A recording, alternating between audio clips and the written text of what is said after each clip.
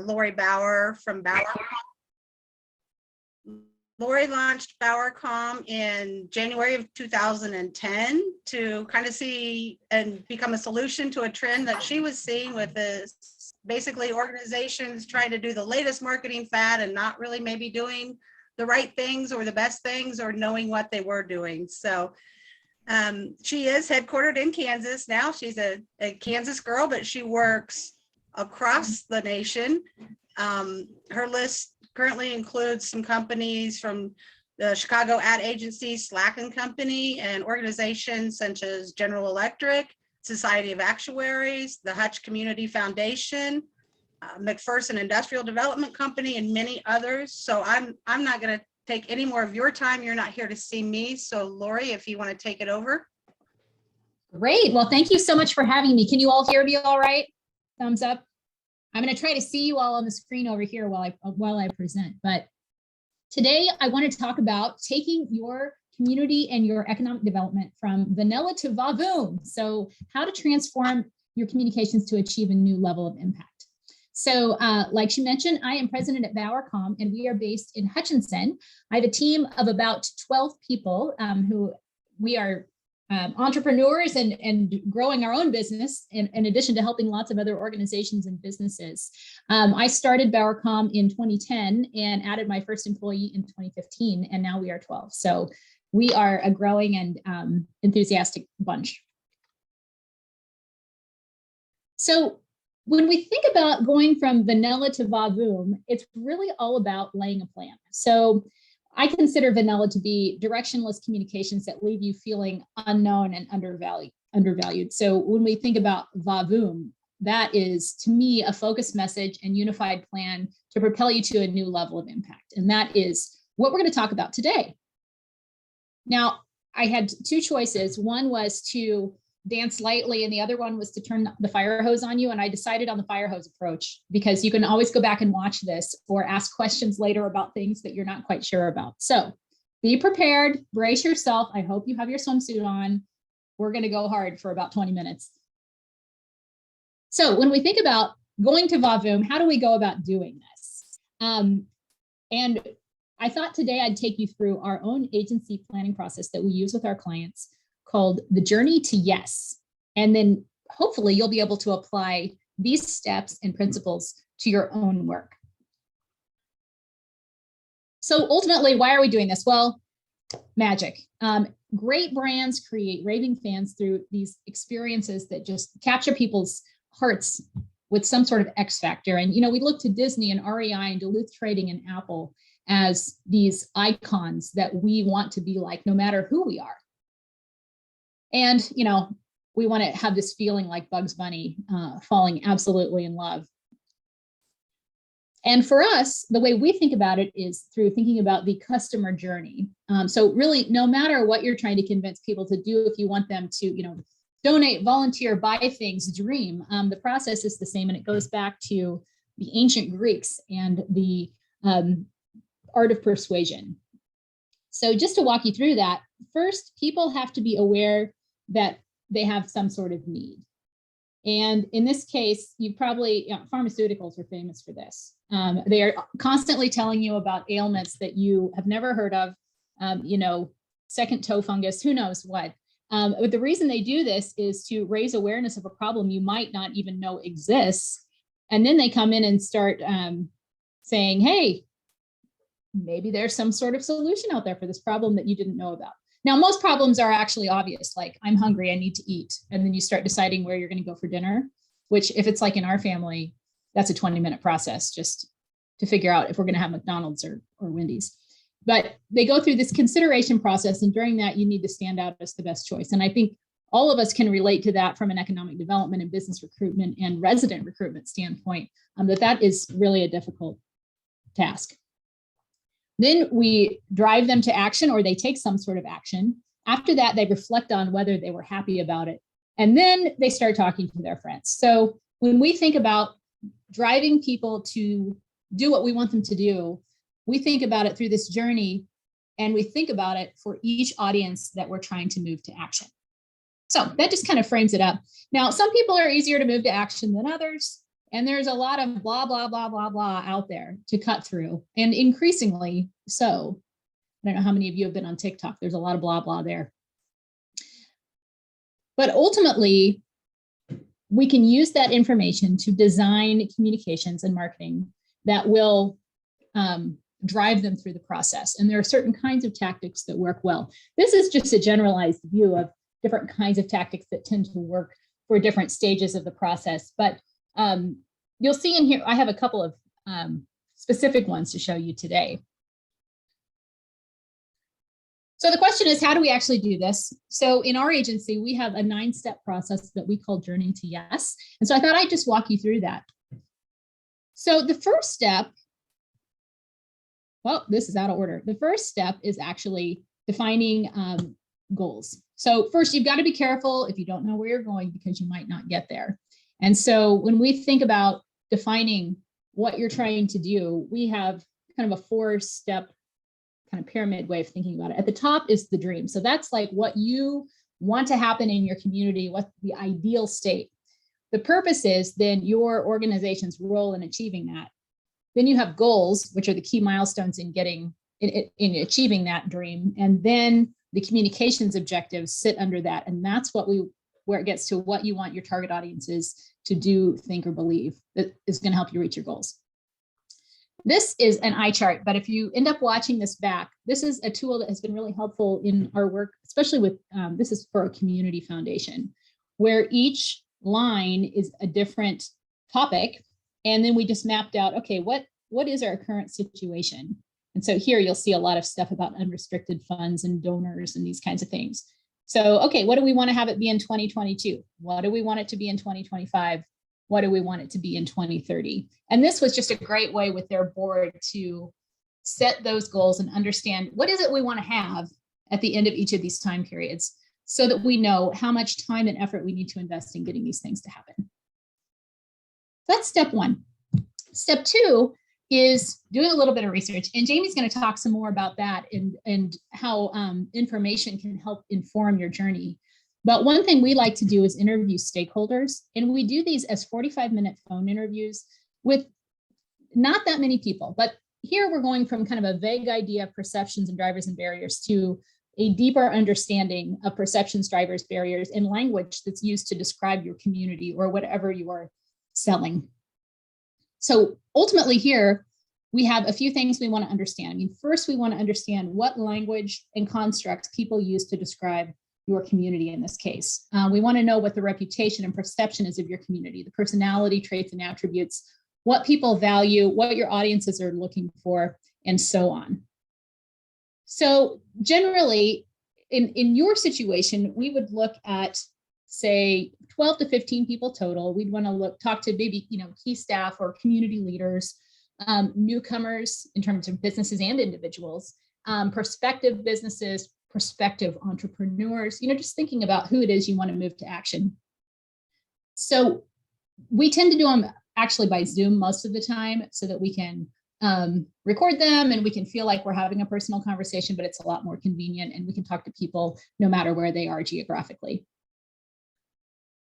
So we compile all those insights, and then we go to the next step, which is to look at what your peers and competition are doing. And here, we're looking at a few things. One, we're looking at primary competitors. So who is it that is, really in your business? Then secondary competitors. So those might be alternatives, or they're fixing the same problem in a different way. So they're kind of adjacent to what you're doing. Then we like to look at peers that you admire. And then we look at you. We like to see, how do you measure up to what's happening around you? So this is just an example for a community foundation. This is the kind of the standard template we use. So we just kind of look at their tagline, their mission, their vision, their about us. The about us page on their website is usually very, very telling. We look at their visual identity. We look at the communications that they're putting out. We look at their major initiatives and campaigns to see where they're spending their time and effort and what they're trying to accomplish. And we also look at their social media. So where are they putting their time and energy? How many likes and follows do they have, which quite frankly don't really matter that much. But we just kind of get a picture of where they're spending their time and effort and what is important to them. And then we put together some key insights and implications. So we do this for usually 4 to 8 competitors, depending on how intense your pressure is, and then also how many peers you want to look at. So that is just usually a very interesting exercise for our clients. The next thing we do then is say, okay, what do we do with all this information we've just collected? And so here we call it outlining opportunities, but really what it is a team workshop. So we like to get together staff, board members, perhaps a few community influencers, not a big group of people, usually 6 to 12 people. And this is a 2-hour session. Often we do it online, but it can be in person, where we are kind of distilling what we've learned and gathering a few more insights for what will be our communications platform. So here we share high-level insights, and then we profile key audiences and then gather some insights on their brand personality. So this is an exercise that we do. Actually, we like to do this for every audience that we are approaching, which is an audience profile. So this is just a way to summarize what we know about a particular audience and put a face on it so that we remember that we're not just, casting messages out into the ether. We're actually communicating one-on-one, but in mass. The next exercise we do there, which tends to be really engaging for the group, is to look at what the brand archetype is. So what's the fundamental character of your community or your organization? Here are just some kind of famous brands and where they fit. But just to bring some more context to that, if you're Harley Davidson, they're kind of the gang leader. If you're Jeep, they're all about exploration. They're the expedition guide. You can even have an innocent child who leads you, as Cindy Lou Who does. Or we have our job foreman with our Duluth trading company, our bachelor uncle with Motel 6, or our coach with Nike. Some of you might be, if you live in central Kansas and perhaps southwest Kansas, you might have heard of Idea Tech, which is an internet service provider. This is one of our clients. And when they came to us, their core idea was just real fast internet. And through this process, we decided that was not very inspiring or differentiating. And so where we took them was to think about being someone who's helping people fight against the burden of slow internet. So they are bringing freedom to rural Kansans and relieving that burden that you have when you're sitting in your home and have a drip of data. So here are just all of the archetypes that we look at during that exercise, and we narrow it down to 3 or 4.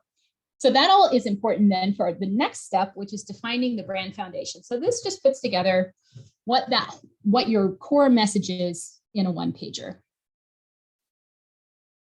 So one of our clients is the city of Lindsborg. And so they are trying to attract people from all over the country to come and live in Lindsborg.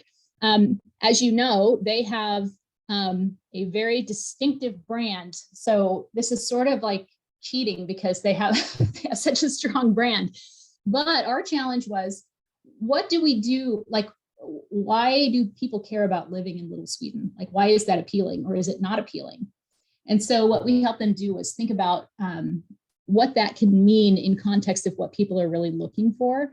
And so this started about a year ago. And so where we took this was the essence of being the Swedish way of life and playing into the idea that people were looking for a more balanced life. And so when you see over here, their persona, as we were talking about, is kind of the innocent. We came up with values that were very much about this kind of Swedish way of life. And I'll play for you here in a moment the video that we used to as the springboard for this.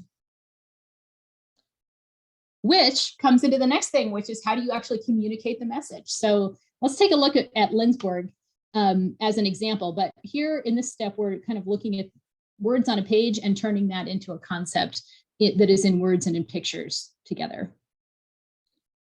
Okay, so give me a thumbs up if you are able to hear this once it starts playing. What is a life of balance?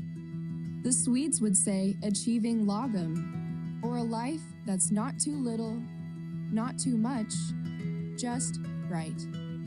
It's being home in time for dinner with your family. It's being able to afford your needs and then some. It's enjoying Uh-oh, sorry. a stroll down a vibrant main street with neighbors who become friends. In Lindsborg, Kansas, it's the Little Sweden lifestyle. We've lived the Swedish life for over 150 years. Not too much and not too little, just right. We enjoy balance in every aspect of life: work, leisure, family, food, and everything in between. To you, we extend a Välkommen to balance, to an intentional life, one that's just right. Welcome to Lindsborg, Kansas. We've been waiting for you.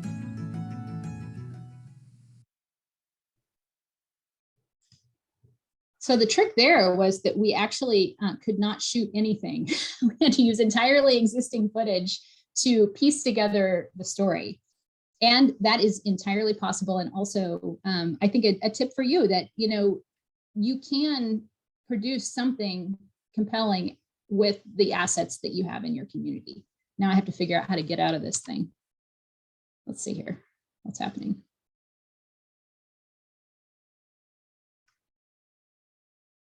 Just a minute. Is he going to go? Okay, technical check, just a second. Figure out what's going on here.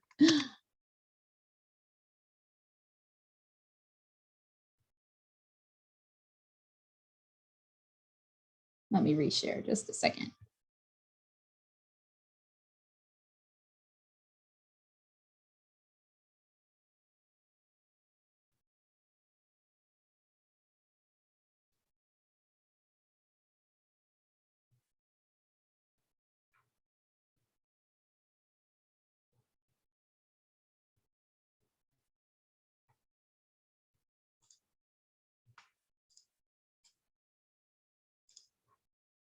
For some reason, it's not letting me out. I don't know what's going on here. Just a second.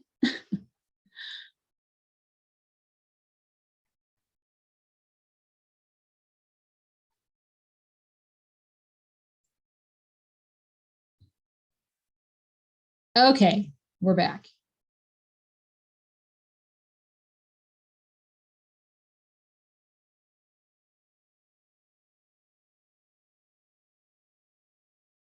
Jaimie, your face is closest to me. You can see, yeah? Okay. Yep, see it perfectly. You're good.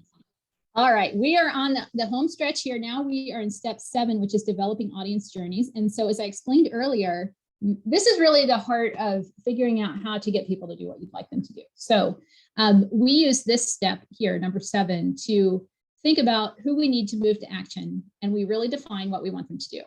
So in your case, it might be site selectors, it might be prospective businesses directly, it might be prospective residents or community influencers. So we try to describe that audience very specifically. In fact, we work with Go McPherson in the prospective business category. We had 5 different categories that we were going after. So we had those separated out. We think about the estimated audience size because that plays into how we'll budget. And then we talk about what we want them to do in the next 12 months, very specifically. What action are we trying to elicit? And then how are we going to know how successful we are and what amount of outcome are we trying to see? So we find that to be just a really useful grid to focus everyone on what exactly is it that we're trying to do among whom. And then step 8, we turn that into initiatives. So here we go from audiences, objectives, and measures to initiatives, messages, and channels. And we have a couple tools that are pretty useful. I guess you saw this one earlier with the different kinds of tactics that move people along the journey. And we start by thinking about, this is just for a prospective resident. This is actually modeled off Lindsborg. We look through that journey and think about, okay, what is their mindset? What kind of questions are they asking? And then what are we trying to accomplish at each step in that journey? And then once we do that, we're able to create kind of a plan on a page for each one of those initiatives. A lot of times the initiative is the audience. So resident recruitment might be its own initiative. And so we take those objectives and mindsets and we add to those, what are the key messages? What are the content and materials that we're going to need? And what are the channels and activities that we'll need to move them on to the next step? One thing I want to point out here is that when you get to action, testimonials are really, really, really important. And so if you don't have stories of success, that is one thing that you should think about gathering. Here's just one other thing. This is in the case of Lindsborg and others. We have a pretty dialed in way of doing lead generation. Right now, when it comes to community recruitment, Facebook and Instagram and TikTok promoted posts have been absolutely killing it. YouTube pre-roll has also been working really well. And so we have sequences of messages that are being put together. We drive them in this situation to request a relocation guide or some sort of item that gets them to give us their email address. And then we put them into an email automation tool that will drip out emails, in this case, usually on a monthly basis, sometimes more frequently, that look like just plain old Outlook emails coming from the director. So people write back and they're like, hey, I'm at a Cubs game right now, but I'll get back to you later. I mean, so it's kind of fun to see those conversations start. All right. Are you still seeing my screen okay? I'm getting funny messages. Okay, super. All right, so then we're down to the last step, and I'll wrap it up here, which is to develop the detailed plan. And this is the part that it's going to make your life much, much easier, which is to take all of these initiatives, messages, and channels when they get mapped out and put them into a project list, budgets, and responsibilities. So we have a few tools that we really like. This is just a really basic social media calendar. Now, what we've found is organic social media, it does not pay that well in terms of return on investment to spend a lot of time on this because it's like preaching to the choir. So we really think about what are we going to put money behind and where are we going, what messages, are important for the choir and which ones are not important for the choir, and map that out. But in this tool, we think about what our pillars of content are going to be, what our topics are, and then how often we want to share those. And we just map it out over time to make sure that we have a good mix of the things that we need to be putting out there. Next, of course, budgeting. We like to budget out on a 12-month basis just to make sure that, we've got everything going that we need to do. And then timelines and responsibilities, which, there are always going to be last minute things, but the more you can plan in advance, the better. So hopefully the fire hose was not too stressful and you picked up a couple of tips. And at this point, I will turn it over to Jaimie.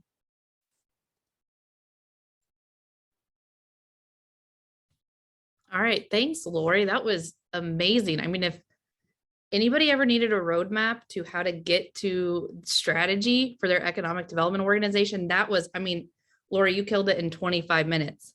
That's seriously amazing. And that is by far the best way I've ever seen it described in such a short time frame. So go back and watch that. It's probably about 2 years of work if you're going to do it by yourself in addition to your full-time job, but we all believe in you and we know you can kill it. So with that being said, thank you for having me. I love economic development marketing. It's one of my favorite subjects. It has my heart and soul because I did it for so long of my professional career. And let me share my screen. I will tell you that the last meeting I was in, my computer just completely shut down and I just went dark. So who knows what's going to happen today? We're going to see. Can everybody see that okay? It's not the presenter view or anything. It's the legit. Okay, we are good to roll.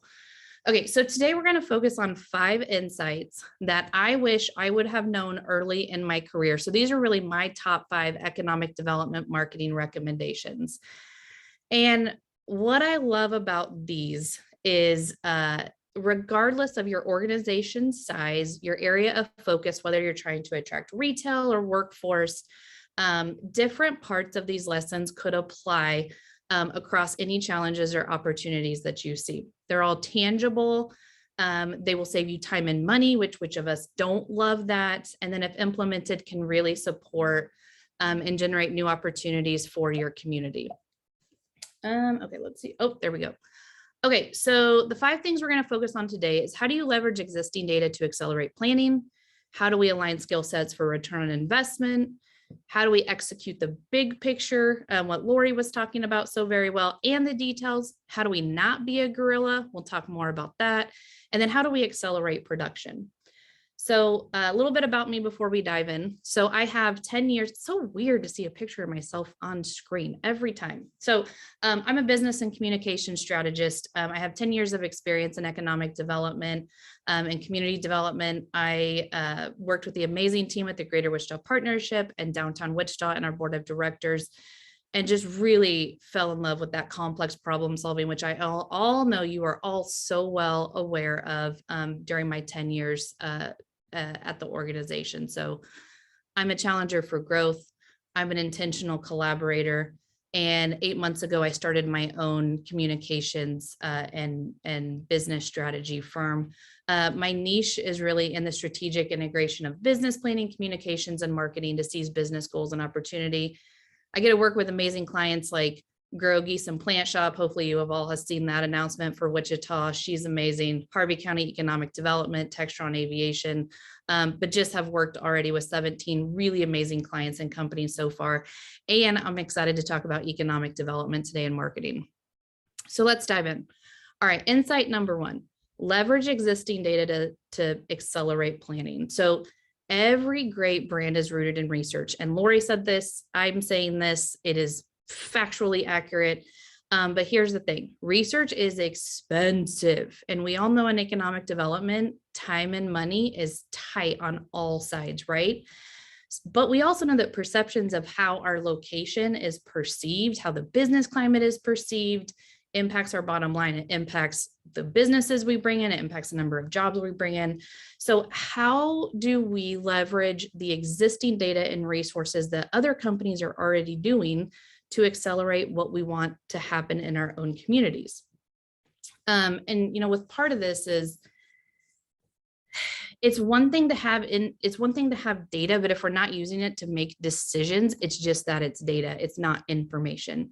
So be very cautious about going out there and doing your own research without reviewing some of the things I'm going to share with you today, because I think there's so many nuggets in the existing data that's out there. So key point, work to your advantage, leverage others who are already doing some of this research and data work, and then supplement with your own research. So work smarter, not harder.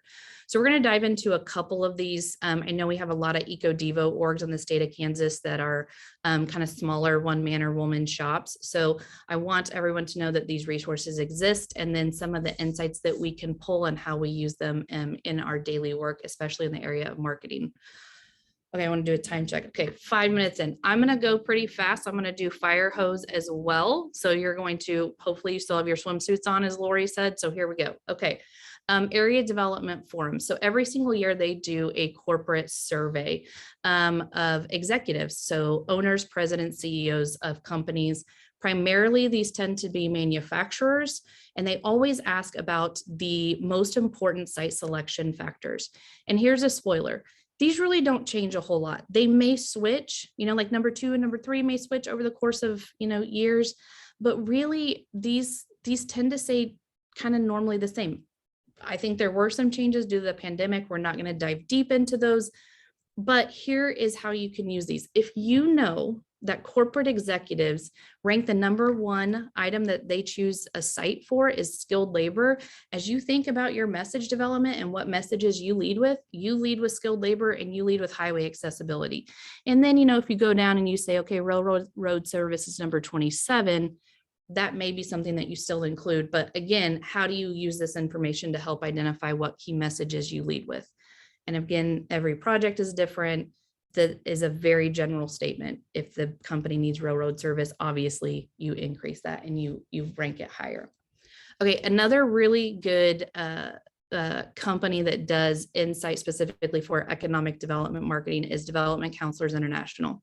So their last report was in 2020. It's called Winning Strategies. They typically do this report about every 3 years. So I want to go through a couple of key insights from their last report. So one is leading sources of information for executives. So you can tell, again, if one of your key audiences, which it should be, is executives. Where are they getting their information from? They're getting it from dialogue with industry peers, business travel, articles in newspapers, and you can see how important they see these sources as and where they get their information. And again, as you think about how do we prioritize our time, how do we prioritize our budget, this helps you make those decisions in terms of where you spend your dollars and your time. If you look at where executives absorb their news at, this is that same information as this, but over the course of time. So the cool thing about this is you can tell dialogue with industry peers remains from 2017 to 2020 fairly consistent, right? But you look at social media, there's a 5% jump. So again, how do you make decisions based upon this information as you see social media has increased, which with market trends, that makes sense. TV, radio, newscasts, shows increased significantly from 2017 to 2020. I think a lot of this, just me personally, has to do with the pandemic. A lot more people were home absorbing news. I also think a lot more people absorbed podcasts, and also because of the presidential election, we're listening to newscasts and shows of that sort. So again, as you absorb the information, think about those insights as well. But again, how do you make decisions based upon this data and this information? This is also some cool information that DCI collects in their surveys, but it is, what's the difference between executives and site selectors and how they, what sources they use to gather their information. So you can tell by this information that corporate execs really rely heavily on firsthand experience, right? Business travel, dialogue with industry peers as sources of information for them. Another really interesting insight from this, from their data is meetings with economic development groups. So location advisors rank this significantly high, but corporate executives less so. So this shows us that site selectors and advisor really value those one-on-one meetings with groups such as yours. And then if we also look at, most read print publications. So for respondents who in that last survey selected that print publications, articles, news was important to them, they then asked them a subsequent question of, okay, then what do you read the most of? And by and far, it was the Wall Street Journal. So again, now we're getting on a level of like national public relations, but it's just really good data to know and understand where you're going to spend your dollars and your time, because all of that is limited. So there's so much more in all of these data sets and publications that these organizations do. They're a great resource to at least start with and get your strategy started.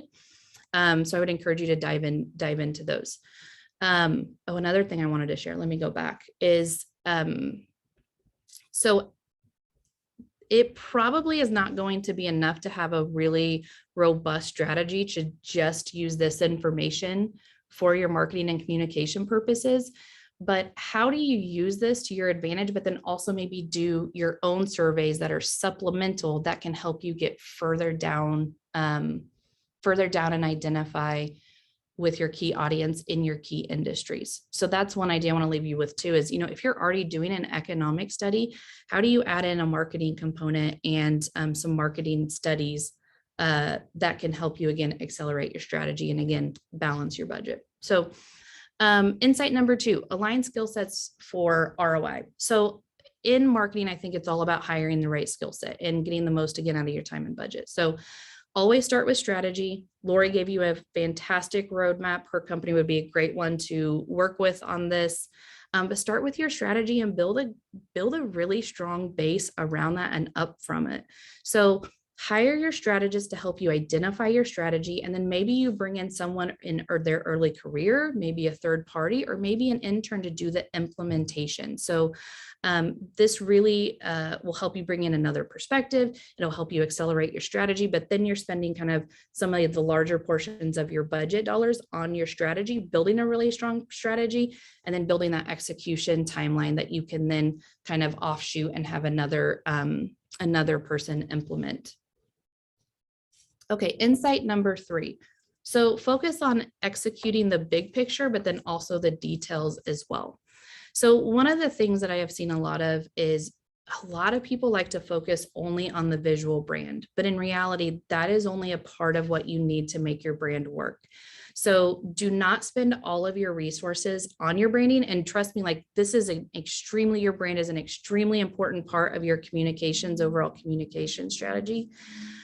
But just be careful of not falling in love with the vision, but also fall in love with the application, right? So how your brand is communicated to the outside world, how it engages with audiences is important. So again, it's the culmination of your visual brand, communications, marketing, advertising, how you answer the phone, all of that collectively.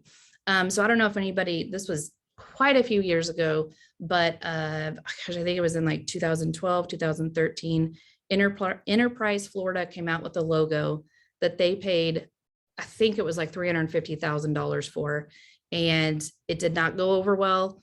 It made national news. It was interpreted as very sexist. And then they discontinued it in 2015.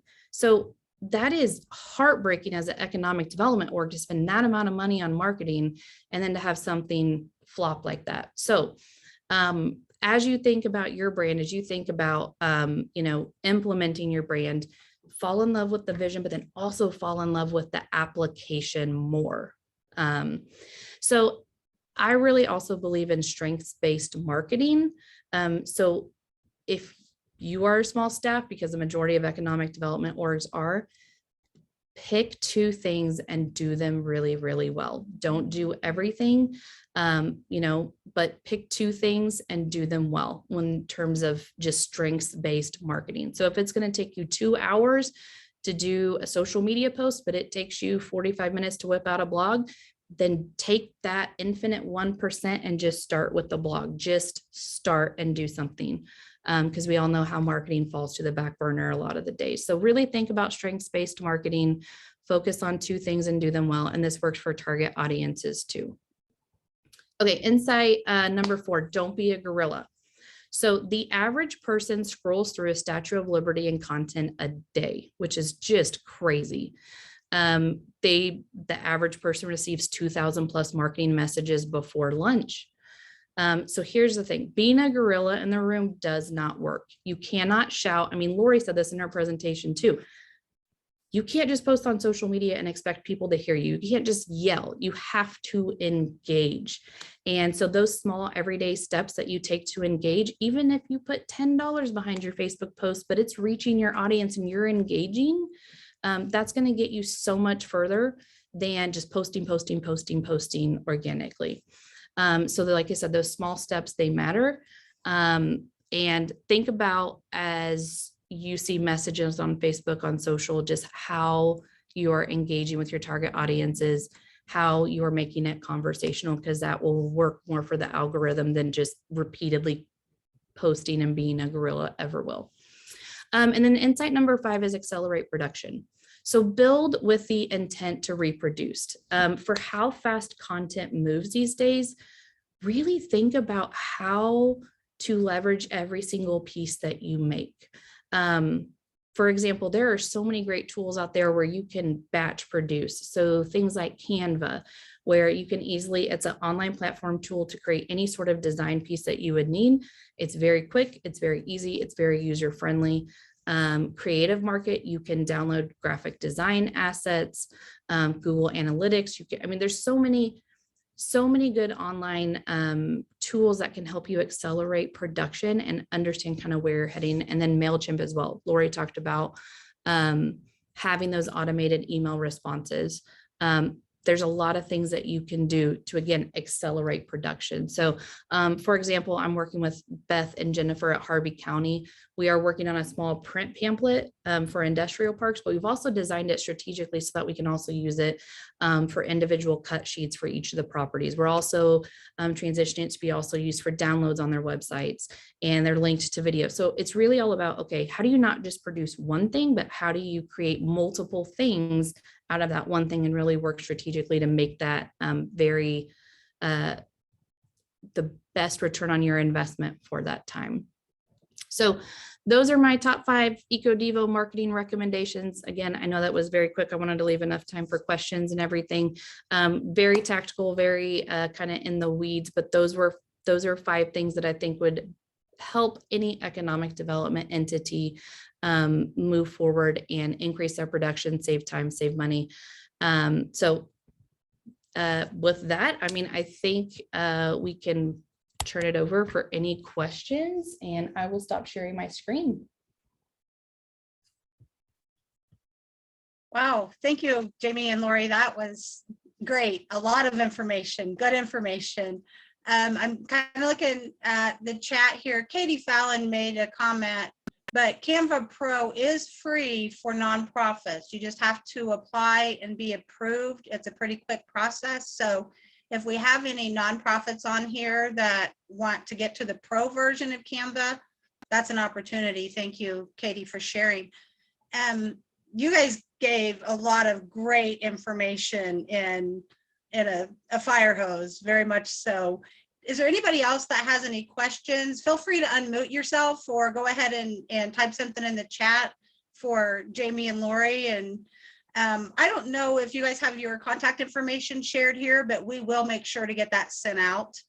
I say we as in Mary, you'll help me out with that, won't you? To make sure we can get the contact information for BowerComm as well as Jay Garnett so that folks can maybe reach out and visit with them on a one-on-one basis. So, I just had a comment. Thoughts? Thanks, Jack. Yeah, I just had a comment, and and I really like the work that you guys, Lori, you're doing. It's just terrific. And we use New Boston, and well, I'm going to tell you how we used it, and it just is just a tip. I mean, I was in site selection for about 10 years working out of Chicago, and this is pre-retirement. I've been doing this now for 8 years. So what we did in Pot County is we were meeting with Manhattan Chamber quite frequently. So we formed a formal regional partnership, marketing partnership.